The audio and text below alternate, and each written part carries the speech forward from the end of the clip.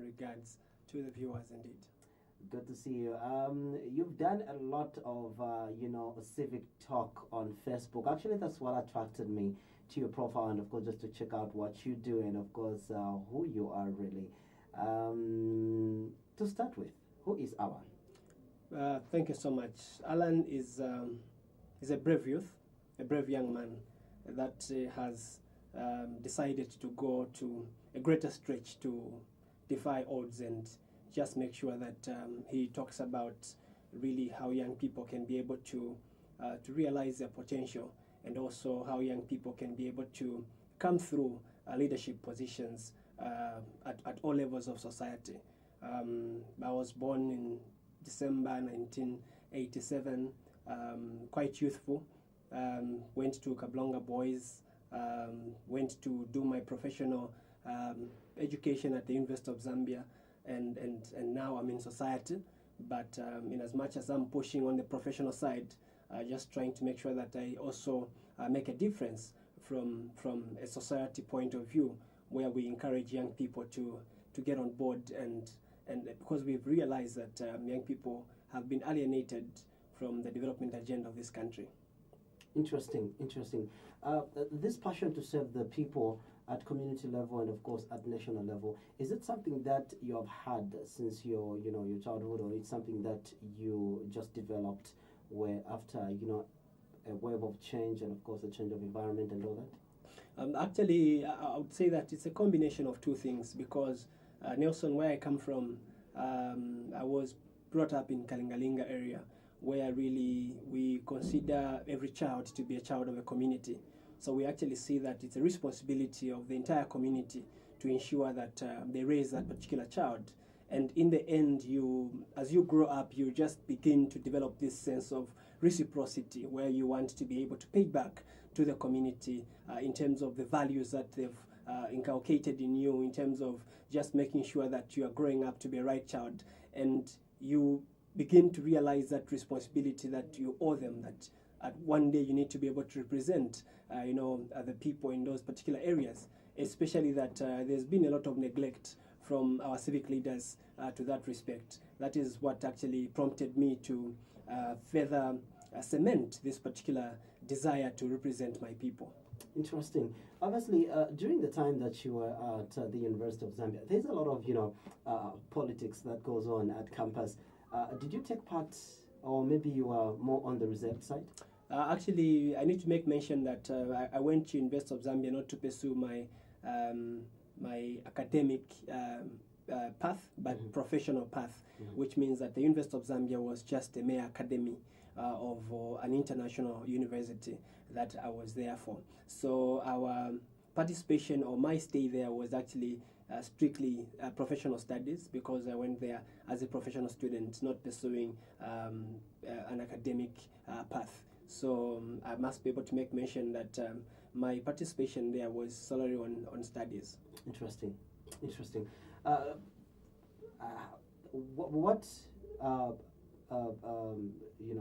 What prompted you to get into civic leadership, and of course, what do you draw your desire? Actually, I want to be able to make mention that I draw my desire from the daily struggles of the people. Like I've mentioned, having grown up from within the community that has got a fair share of challenges, you grow up and begin to develop that particular desire of making things better, especially that there's been a lot of neglect, like I've mentioned, where especially people in the compounds, the so-called komboni, are not being treated fairly, are not being treated at the same level as the so-called Bakumayadi.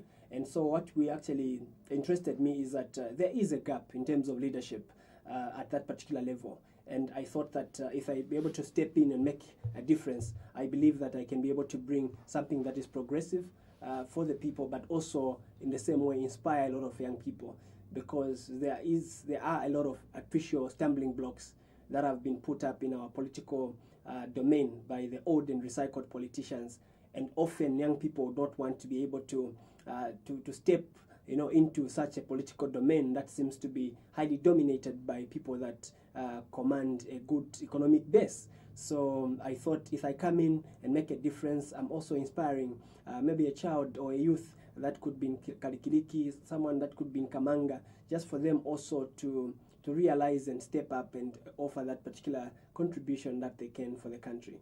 Interesting, interesting. So when you're getting in this particular, playing field, what are some of the gaps that you noticed, which you felt you could come in and perhaps fill up those gaps?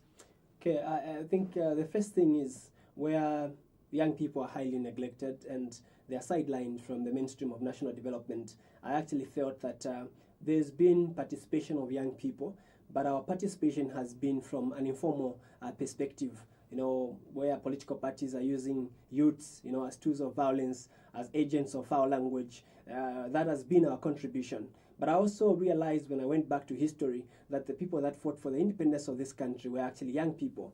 But over time, they stayed in office and took long for them to be able to pass on the mantle to the other generation for them to carry on the responsibility. So that is the first gap. The first gap is that a lot of young people have been sidelined from the mainstream of national development. And my coming in was to be able to actually close that particular gap.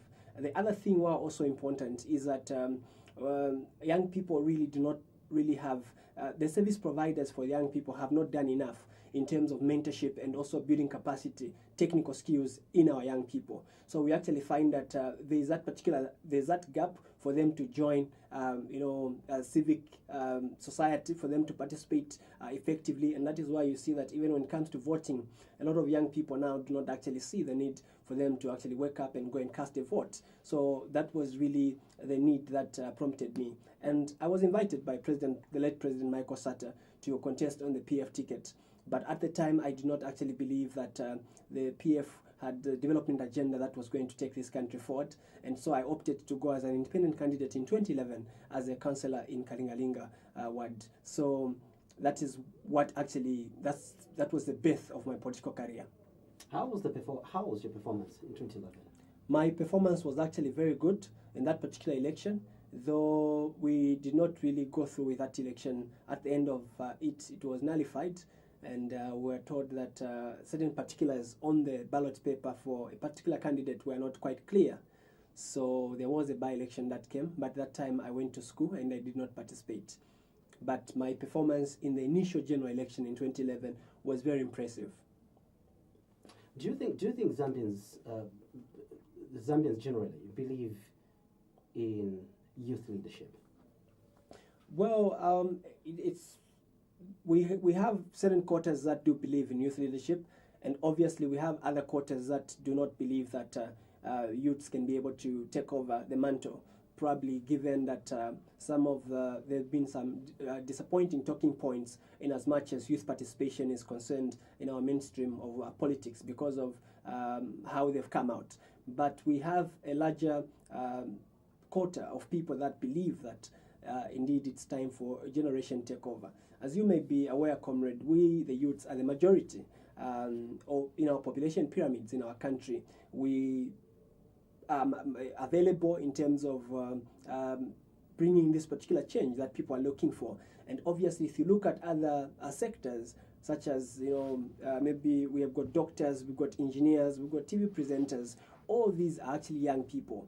But when it comes to the issues of politics, we always think that young people are not really ready to take over the mantle of leadership, when in other spheres, young people have been actually doing well. And we've seen that they've actually brought up an enormous contribution to those tremendous sectors. So I think that we do have divided opinion on whether or not young people are ready to take over the mantle. What do you think is a cause of that divided opinion? Firstly, the issue, let me cast it on the recycled politicians that have actually come in on board to be able to cast that particular doubt on the young people. Like I've mentioned, the old generation want to be able to use young people as tools of violence and nothing more than that. That is why we find that when it comes to issues of adoption in political parties, they're always left out. But if it's issues of throwing stones, carrying pangas, they are going to tend to the young people. So they want to be able to make sure that young people are restricted to those particular functions. And when it comes to issues of young people taking part in a more formal engagement, the old generation do not want to be able to give a young person an opportunity. But also, partly we young people are to blame, because what kind of quality are we bringing on the table? Because if we are to participate in the political process, we must be able to offer something that is different, something that the old generation have actually failed to offer. So sometimes we look at our quality, we're lacking the quality, and we've jumped on the bandwagon. We are following through with politics which are die-hard, non-issue based politics. So I think that our quality also has got a lot to say in terms of whether or not we're going to receive acceptance from the people on the ground. Looking at your experience working with the young people, yes, exactly. How do we begin building, a generation of young people that is proactive, that is active, and of course a generation of young people that is more focused and more ready, to take over from where the old generation would definitely leave things up. How do we begin building that young, vibrant, youthful generation? Thank you so much, comrade. I think that we have to be able to start at the bottom. And when I talk about at the bottom, our education is really a mess right now. Our TVET, Technical Skills Act, TVET Act is a cake. So we have so many things that we inherited from our colonial masters that were meant to keep us and restrict us in a certain way in terms of how we were to think. So I think we need to be able to begin to make sure that we start making amends in the education sense. We also make amends on the TVET Act that we have in our country that is archaic and old. So if we begin to do this, we're going to see that there will be more, education at that particular level at a very tender age. Because you see, comrade, I think that building capacity in a young person begins at a family level. Family is very important. It's a building block of every society. So if we can also get involved at that particular level in trying to build responsible young people, responsible children, we will be very confident that we are feeding into society responsible young men and women. So we need to work on our education system. We also need to be able to get involved at family level to make sure that we begin the mentorship process at that particular level, so that when the child attains a certain age, already would have built capacity in that particular child. We always say that there's a saying that bad company collapses good morals. But also Proverbs tells us that if you train up a child in the way that he should go, no matter what the situation will be, wherever he will be, he's going to maintain that particular thing because it has been built over a long period of time. So I think that will be sustainable for us if we are to take that particular path. Interesting. And do you think this is the right time for young people to be involved in decision making process? Yes, comrade. I would say that this is actually the right time, and we are far behind time actually schedule in terms of us taking over the mantle of leadership.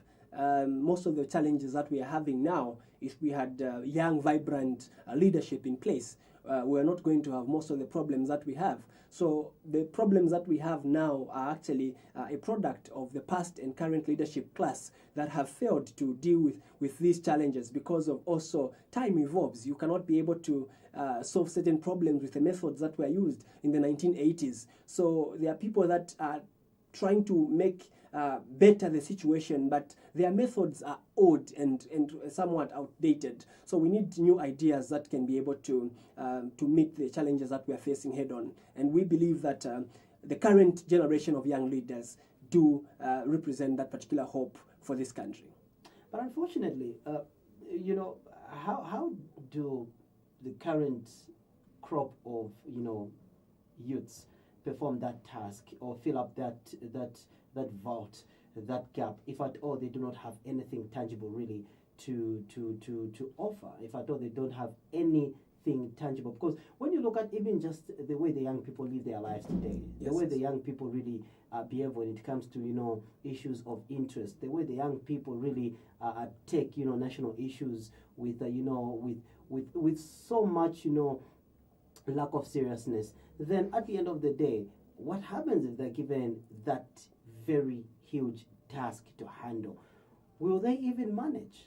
Because at the end of the day, somebody who has to take over from somebody has to show and demonstrate that they are definitely ready. One, by the way they behave. Two, by the level of knowledge, education. Three, interest. Four, action should be able to speak louder than words. Very true, comrade. I actually agree with you 100%. But one thing that we need to be able to establish is that we have got certain good young people, men and women, that have opted to stay away from the limelight of politics because of the way that our politics is right now. Like I've told you that there's a lot of mudslinging in our politics. They are they are not issue-based politics. These politics are die-hard. Someone is able to, kill someone just because of having a difference of opinion. So our politics. But Mr. Sakala, all those issues, for example, politics of non-issue-based politics. Yes.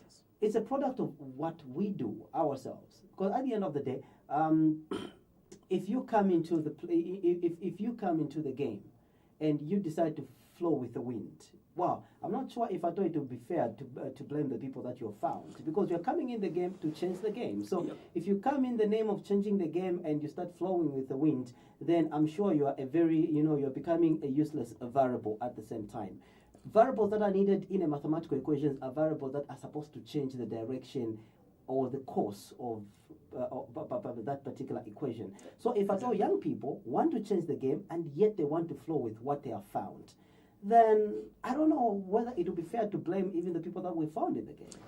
Very true, comrade. But my point is that, the old generation of leaders have actually identified that the greatest weakness that a youth has today is the economic security.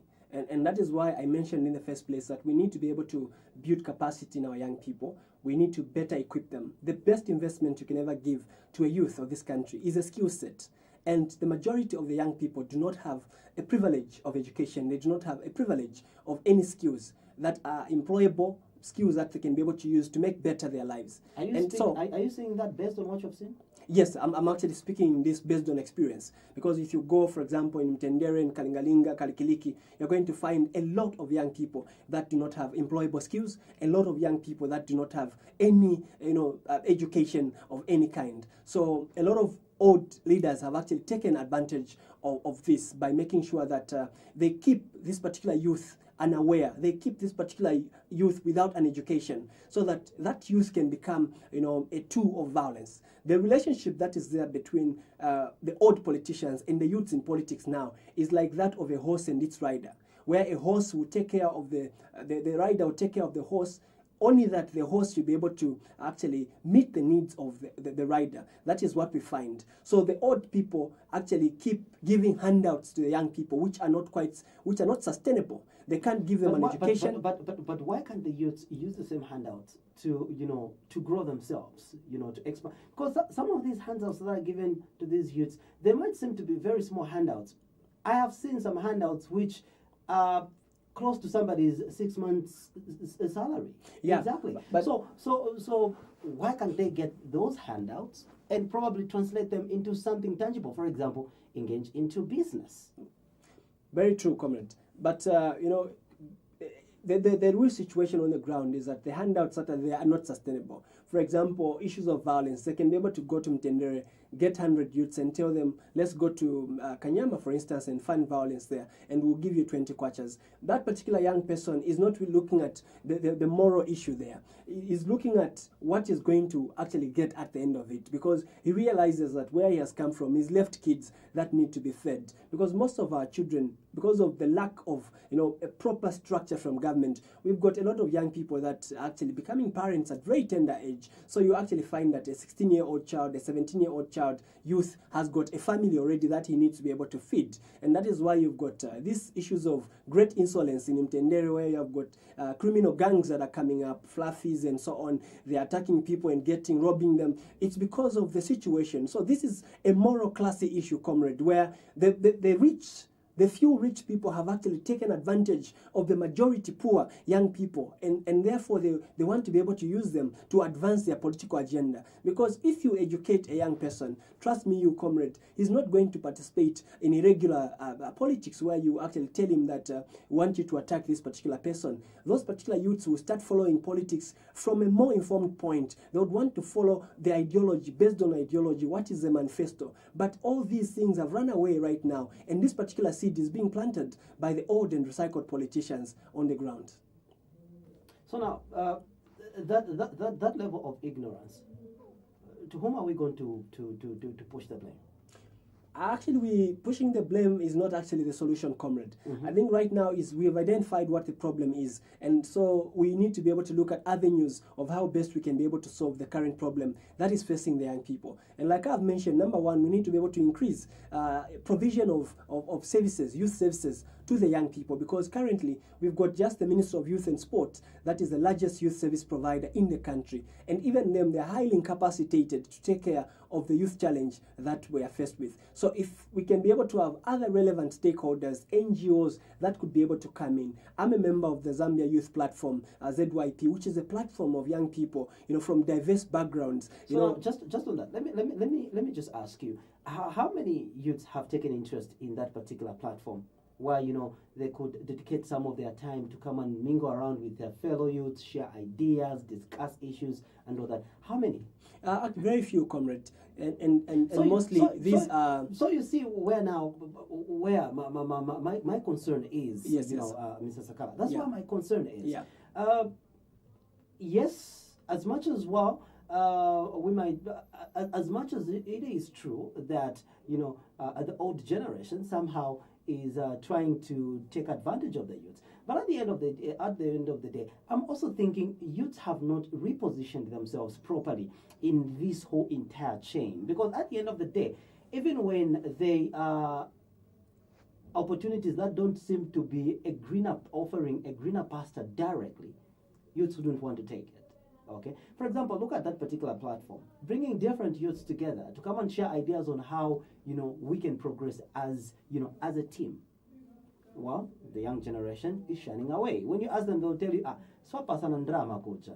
I can't get anything." But here you're talking about knowledge. We're talking about skills. It is through those platforms that I believe that you will be able to share skills, and because some of the youths who come there, you'd find that they're innovators. Yes. They are scientists. They are researchers. Others are into business. Others are entrepreneurs, and so on and so forth.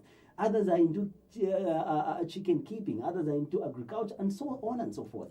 And now, this youth refuses to go there. Okay. What has he missed out? Possibly has missed out an opportunity to meet a variety of youths who would have imparted more knowledge in terms of how you can actually start your business with a little capital. That is very true. And that is why actually at ZYP we're actually pushing the agenda so that we can be able to reach out to many youths. Looking at the progress that we've made from the time that we launched it, we've actually made tremendous progress. And right now we are in all the provinces. So we're actually right on course in trying to be able to make sure that we expedite this process, we reach many youths as possible, and actually give them the necessary skills that they need for them to stand in society. So the point I was trying to drive at is that we have had limited participation of a lot of players in terms of those that would want to be able to come on board and help young people. Otherwise, I can tell you, comrade, that a lot of young people are actually willing for them to, some of them to go back to school, and some of them to actually be given technical skills, such as carpentry. You know that, for example, in the Home Nali constituents, we do not really have skills development centers. We only have Lusaka Youth Development Center, which is formerly Kalingalinga Youth Development Center. And if you look at the fees that are required there, they are too high, almost equivalent to what NEPA students and Evelyn Horn are paying. So, and actually, the reason why those centers were established, I remember vividly in 2008, I was a youth representative, national youth representative, and I was having a discussion with late President Levi Mwanawasa. And his thought was that those particular centers must be able to help the young people that are not really able financially to be able to go to NIPA, to go to Evelyn Horn. But then government now comes in to help them, build their particular skills. But now if you go to those centers, they are actually competing at the same level with NIPA and ZICAS. So you're keeping away a lot of young people that could have managed to get those particular skills. But because of the economic situation, you are throwing away a young person. Comrade, there's a lot of mismanagement at a level of leadership. Otherwise, these young people, they need help, and they need that help very fast. I can tell you for a fact.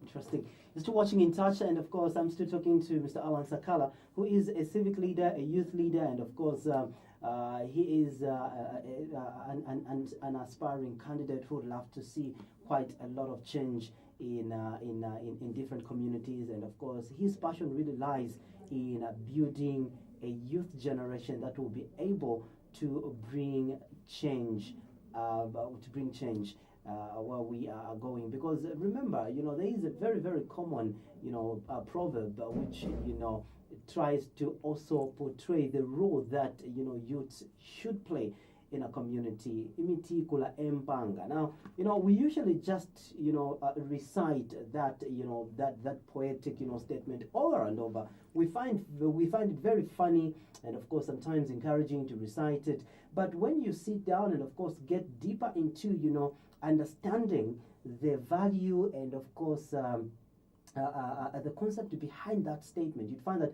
it is quite rich, and of course it means quite a lot for the Zambian youth, and of course for youth in general, because one, it means that a youth is supposed to be a leader. Two, it means that a youth is supposed to be innovative. Three, it means the youth is supposed to be interested in what's going on. Four, it means that a youth is supposed to be energetic, is supposed to be vibrant, is supposed to be educated.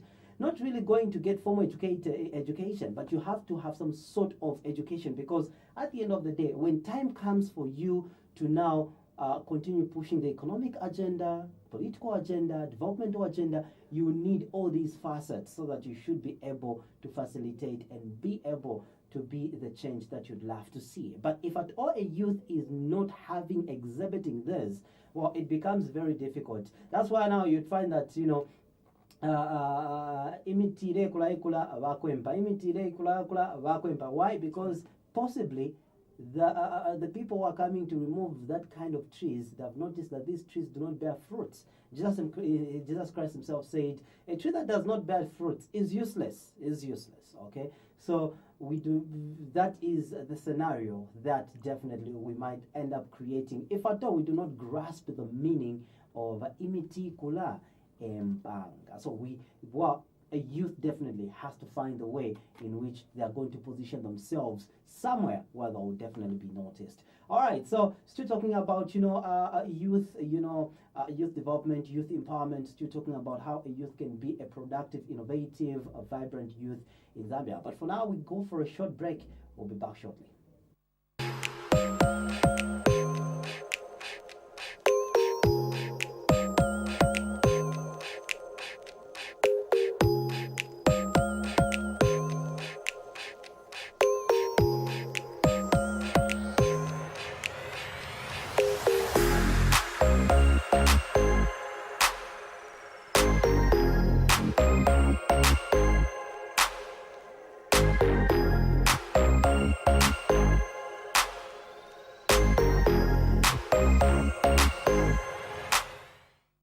Kings are born and not chosen. In one kingdom, the first generation, where people are happy with a lot to celebrate about. But when the first chief in Sofwa dies, it's the playful grandchild who takes over, Chief Muzo, and the palace is turned into a common house. Chief Muzo rules. I am the king. There is drama. You are going to marry these 3 women. If he was here, I could have stabbed him to death.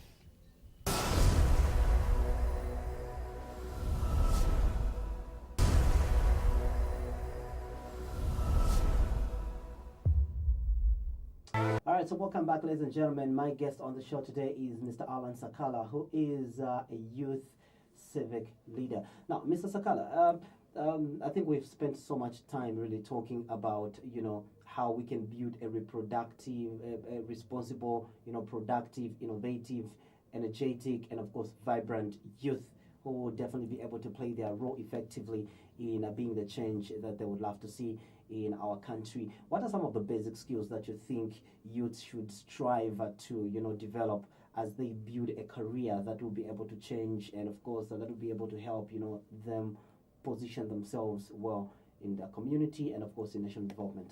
Okay, very good question, comrade. Remember, we mentioned that the best investment that you can ever give to a young person is a skill set, definitely an education. So, want to be able to encourage a lot of young people there that education is the best way to go. It's a best equalizer, and so there are so many young people that did not actually manage to complete the education. Maybe they're from grade 12 they fell out, and maybe others got pregnant along the way. We just want to encourage them that they can still be able to go back to school. They can be able to still get that particular education, because without education, it's very difficult for one to make it, especially in a competitive society like we are living in now. So there are so many young people there that need an education, but there are others also that at this level just need skills such as driving.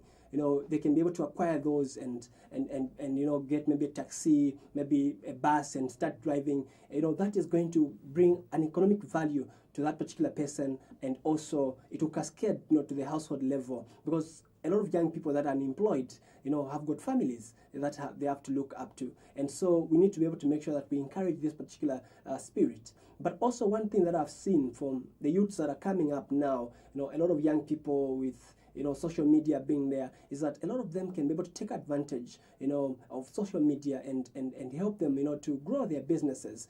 We've seen a lot of entrepreneurs now with the coming in of social media. They're able to advertise their products, for free, and be able to reach out to a much bigger audience, which I think that a lot of young people must be able to take advantage of. So the ICT really is providing a lot of opportunities for a number of young people, especially those that have just completed school. They might not have money to go to college. You can be able to use this, as a startup, where you begin on your own, a small thing, and then you're saving up for you to go to college or university. You can actually be able to sponsor your own education. It is very possible in this particular society. But I don't mean youths that would want to be able to spend their time just clubbing or being on Facebook and playing. I think it's time that we got very productive at a personal level. It's time that we realize we focus, draw up a plan. Where do you want to be in the next 5 years? Where do you see yourself in the next 3 years? That's the difference between a goal and a dream. A goal must always have timelines attached. So see yourself first. Whatever you want to have, you must first own it in your mind. So I think that is the kind of mind peak performance program that we need to inculcate in our young people, to make them believe that indeed it is attainable, it is achievable. They can also be able to reach those particular heights, and it is possible. But without education, that is a mountain to climb. Interesting. There's something that I forgot to definitely just ask you earlier. Somebody might be wondering, you talk so much, you talk with so much passion about the value and of course the importance of education. Give us your educational background. Thank you so much, comrade. I did my primary school at Lusaka Boys, basic school, and after that I was selected for grade 8 at Highland Christian School. Then I was actually head boy in grade 9 at Highland Christian School. Then I went to Lusaka, I went to Kablonga Boys, where I did my grade 10 to 12. I held several positions there, was a senior prefect, and after that, as I was waiting for my results, my grade 12 results, I decided to go to enroll, with Lusaka Youth Resource Center, because I just couldn't wait for me to get my first skills in life. So I did my ICT TVET certificate, which was Division 1, and then after the results came out, I decided to go and do IT Essentials at the University of Zambia, where I did my IT Essentials 1 and 2, and then I started working. And after working a bit, I came back again to the university to do my Cisco Certified Network Associate, and then I went to Penta Institute of Advanced Technology, where I did my Microsoft Certified Systems Engineering. So I am very much an IT professional. and my bias in network engineering. So I'm a network engineer by profession. Interesting, interesting. So now, obviously, we are looking at, changing environment, changing world, and changing times. Everything is changing. We're getting electronic.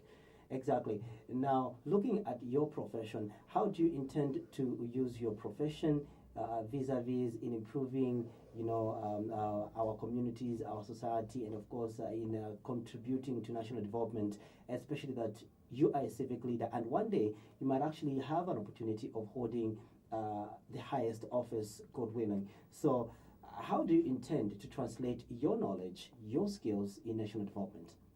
Thank you very much, comrade. It's a very good question, and I think that the first thing that we're doing currently on the ground is that we are trying to introduce ICT, at different schools, especially to introduce them to children when they are still young, so that they can be able to have a very thorough understanding of what a computer is and what it can be able to do.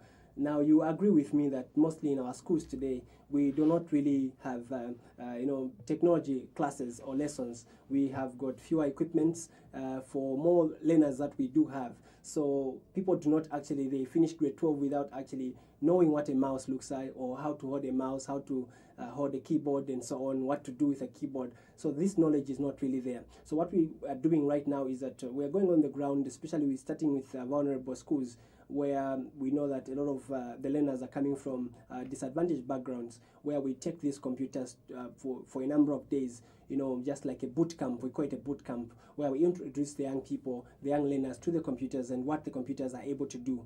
So this is a revolving program that goes through different schools that we feel that the majority of the learners are coming from disadvantaged backgrounds. So we want to be able to develop this particular interest, at that particular level, so that going forward now we can harness that particular potential. Otherwise, there's a lot that ICT can be able to provide for us. We've got a lot of young people that would want to go into programming, a lot of young people that will be wanting to do our networking, others to maintain our PCs, our laptops. So computer maintenance and repair, there is a lot that we can be able to bring in. So that is the interest that we're trying to motivate at the same time, just to make sure that they love that, they love school. Because orphanages, for example, that are helping these disadvantaged children, actually they struggle a lot in terms of teaching aids and just making sure that they keep the momentum of the child being in class. Because most of them, comrade, you actually find that maybe for the last 2 days, if you get to interact with them and ask them, you actually find that they've not had a meal, for 2 days, and the child is coming to school. So, but, coming to school and coming to learn using a computer, which is almost the same like someone who goes to a private school, I think this is a great motivator to a young learner, and really it brings them together at the same level. So we want to make sure that these opportunities are given, but there must be opportunities that are equally shared. The child of a person who is poor in Kalingalinga and the child of a person who is in Kablonga, I think that in terms of education, they must be exposed to the same levels of privilege. Interesting. As a civic leader, how connected are you to, your catchment area, the area of your interest? You said you grew up in Kalingalinga, so obviously you're looking at Kalingalinga, Unzam, Dendere, and of course the nearby area there. Yes, how connected are you? I'm very connected, comrade. I've stayed in Kalingalinga for a long time. I went to, the moment I finished my education, secondary education, that's the time I started staying alone, because I wanted to be able to concentrate and focus really. So I was actually allowed leave by my family, if we can call it that, and then I went and just rented a one-room apartment in Tendere area. So I've been in and around that place for quite some time, and I've always remained connected to the grassroots. Even after getting employed and so on, I haven't left the place, and I just want to be able to be there to keep myself in tune and abreast with the challenges and also the solutions, so that we can be able to discuss, with the people. In as much as you may be able to know what the problems are, I think that participatory democracy entails that people must be able to participate in the way that they're governed. It shouldn't just be you wake up and dream that you want to put a bridge here and you put a bridge. No, it must be a product of great stakeholder consultation. And I think currently that is what is lacking from our leadership class. Interesting. So now, how are you, what are some of the tangible community projects that you have initiated to build your capacity, to build a demonstration of civic leadership in you, and just to stay in tune with the people in your catchment area? Okay, thank you very much, comrade. The first thing that I did was actually to set up a football team, because I know that there's so much talent from where I come from. I was a footballer myself until I got injured and I could not continue. I've played for the national team under 17, so it was quite advanced. So I realized that I'm surrounded by so many young people. Others do not have the privilege to go to school, but they are so much gifted in terms of football. And so I set up an academy for them to realize that potential, to give them the necessary support for them to follow through with their dream. So I have got an academy, and also I support some football teams within Karingalinga and Mtendere because of the difficulties that they get to have, for them to sustain that, because it's very difficult for them to make sure that they keep the kids, and while they've got all the resources that are needed to run a football team, it's very expensive. So sometimes we come in just to provide support, because that's a good thing that they're doing.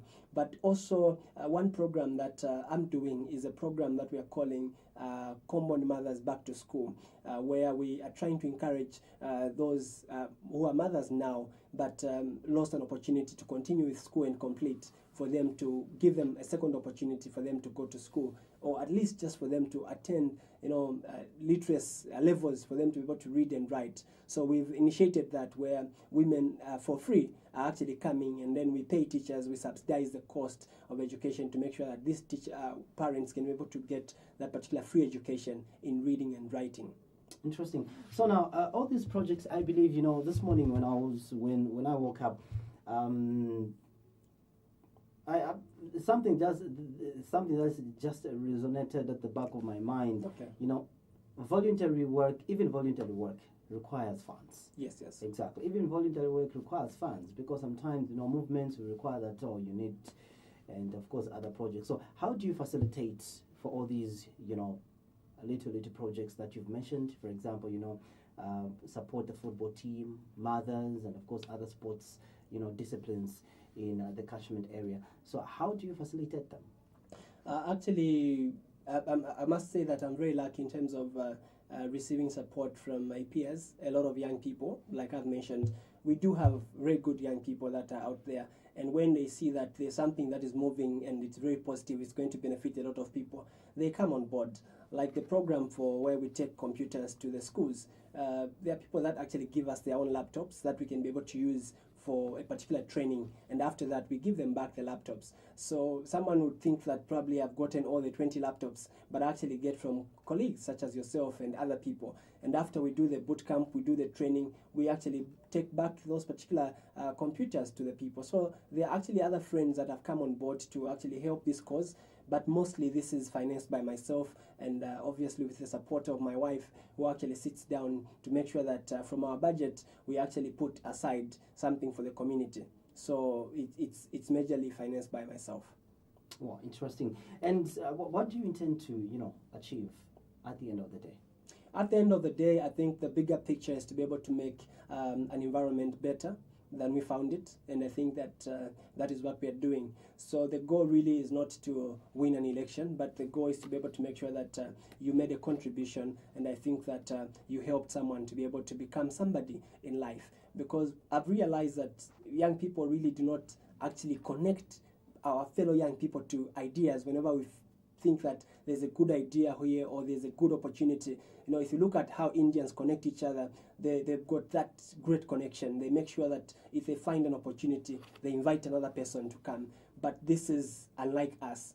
So that is one thing that I want to be able to do, at least to be able to connect a lot of people, expose them to great opportunities that I can be able to find, and just change somebody's life. I think that is what our calling ought to be as Christians. Interesting. In every community or in every country, there are always benchmarks to national development. There are always things, key things that we feel, okay, if we get that implemented, we get that, we do this, we get that, we do that, it will definitely help us move from where we are to the next level.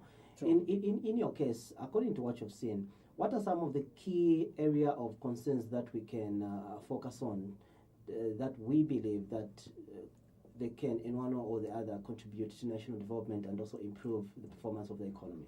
One thing, comrade, is that employment, the great challenge, headline matter really in my area is the issues of unemployment among the young people. But you cannot be able to create employment if there's no demand for employment. So what we need to do, or what the opinion formers and policymakers ought to do, is number one, to create an environment that is going to create a demand for employment. And once that demand is created, then it opens up opportunities for those young people that have got employable skills to attend to those particular opportunities. Now, like I've mentioned, the majority of these young people do not even have employable skills. So it simply means that we need to start at the foundation where we begin to educate them. Those that we can be able to acquire education, they do so, while those that need to be able to be given industry skills, we give them industry skills that are custom made to the jobs that are created as a result of the demand that we have created. So I think that that is greatly lacking,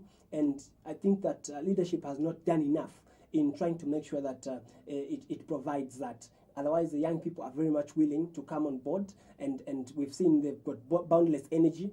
That energy, if harnessed well, can be able to help the productivity of this country. So those are the two areas that I feel we need to be able to do more. Other issues are actually coming out as a result of unemployment. But if we can be able to handle unemployment and education, then we'll be able to raise a cadre of youths that are responsible.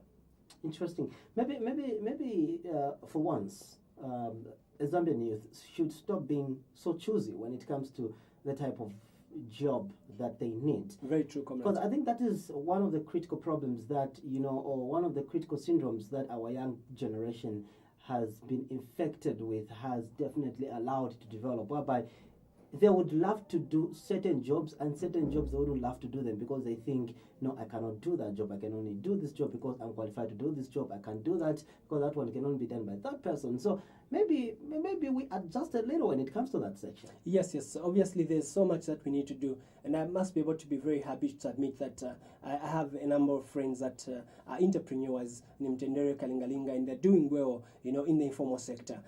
It's not every job that requires you to put on a tie that every youth should be able to aspire for. Well, at the end of the day, youths really, really love jobs that would definitely make them look the way you're looking. Oh yeah, the tie that is, and the suit and all that. But when you tell them to tell the guys, let's get into the gutters, they're not willing. Yeah, that is the issue again, comrade. And you agree with me that again that is the issue that should be able to do with capacity, building capacity in our young people, and making them aware. Because if they're making decisions from a point which is quite informed, then we will actually see that they are going to make very responsible decisions. Most of these decisions that are made now are being made, poorly from an amateur perspective, because these young people are lacking the skills and the direction. Look at, for example, the career departments that we have in our schools. How many I was at Kablonga Boys, I never had even a career talk, where you can be able to get people and they come through and guide you in a certain way. So our young people need a lot of guidance from us, especially us young people that are making this breakthrough, in society. We should not create that particular gap, but we must be able to go back and pull our friends, so that they can be able to attend our level. I think that's where our problem has been, because those that are working in banks, those that have made it, they actually look at their friends now as in people that cannot bring anything meaningful to their lives. And so because of that, it's difficult for us to influence the other youths that have remained behind positively. So if we can be able to do that, we'll help a lot of young people. Otherwise, all they need is guidance. They are very much ready to move in whichever direction. There are people that are doing welding. If you go, Ali Kinkata Road, you see a lot of things that are put up, lined up in the streets, Margate and everything. All those are products of young people that are doing, and those young people are creating employment. So it means that on the ground there's willingness, at least from a certain quarter of young people, to go, even for that particular those kind of jobs. Interesting. Final, as we wind up, is business entrepreneurship an alternative? Yes, comrade, it is an alternative. But we are not saying that every other person should become an entrepreneur. Obviously, there are certain people that are good, at that, and other people can develop that particular skill. But there are still other people that we need to be medical doctors. There are still other youths that we need to be engineers. Because if all of us are selling clothes, then we are going to be starved. There will be no TV presenter here tomorrow. So we need to be able to make sure that we have a balance, in terms of all these sectors. But we will not do so if we do not have clear policies from the policy formulators to make sure that they encourage young people, to be entrepreneurs, while others also, go to become doctors and go on to become engineers. So we must be able to have all these skills in this country because they're very important for the country to move forward. So there's no sector that is above another. We need to be able to make sure that in each and every sector we've got youths. But that what is going to cause that is what policies are in place right now to attract the young people, for example, into farming. How do we attract, a bulk of young people to say farming is actually the way if we are not supporting farming from a policy level? So that's where we need to be able to make improvements. We've seen that the farmers were actually crying that the maize flour price was quite low. How do we encourage young people to go into agriculture, for instance? So it's the policies that we are going to put in place. And if you put sound policies in place, you attract a lot of young people to actually join and go into that particular sector. So there's more that we need to do, but I think we need to start with education and creating demand for employment.